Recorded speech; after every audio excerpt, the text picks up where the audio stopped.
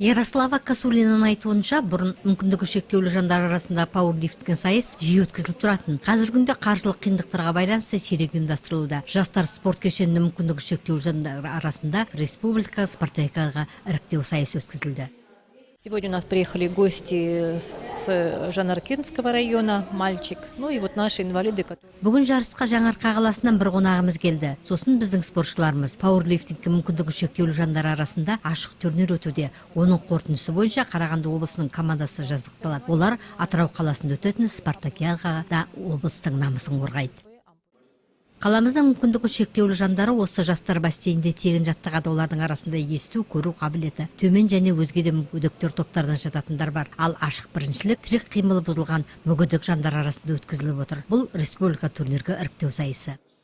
В соревнованиях принимают инвалиды-опорники, именно это инвалиды ДЦП, ампутанты с нарушением опорно-двигательного аппарата.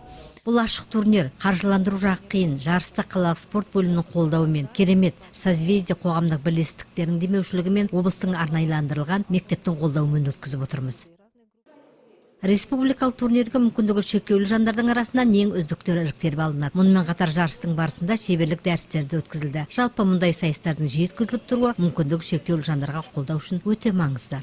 Такие соревнования необходимы и нужны. Менімше мұндай жарыстарды жиі өткізіп тұру қажет. Менің өзім мүмкіндігі шектеулі жандарды әдіскер ретінде көбіне қалада аяғы жоқ балдақпен жүретіндерді осы спорттың шұғылдануға шақырып жатам. Бізде Самарин секілді спортшыларымыз аз, ал бетке ұстар спортшымыз. Біз осындай мүгедек жандарға арналған шараларды жиі өткізуді қалаймыз. Бұл пікірді қаламыздың мүмкіндігі шектеулі жандарды қолдайды. Пауэрлифтингтен спорт шебері Барашкина Олеся осы спорт түрімен көп жылдан бері айналысып келеді. В нашем городе он на стадии развития. Біздің қаламызда бұл спорт түрі дамып келеді, жаңа есімдер пайда болуда. Осы спортпен шұғылдануға қызығушылық танытып келе жатқан мүгедектер де бар. Жалпы дене шынықтыру спорт бұл адамды шынықтырып қана қоймай, шабыттандырады, ерекше көңіл күй сыйлайды, қолдау көрсетеді. Спортшылар арасынан республика сайысқа ең мықты деген 4 адам іріктеліп алынады. Ал жаттықтырушылар осы спорт түріне жас мүмкіндігі шектеулі жандардың көбірек келгенін қалайды.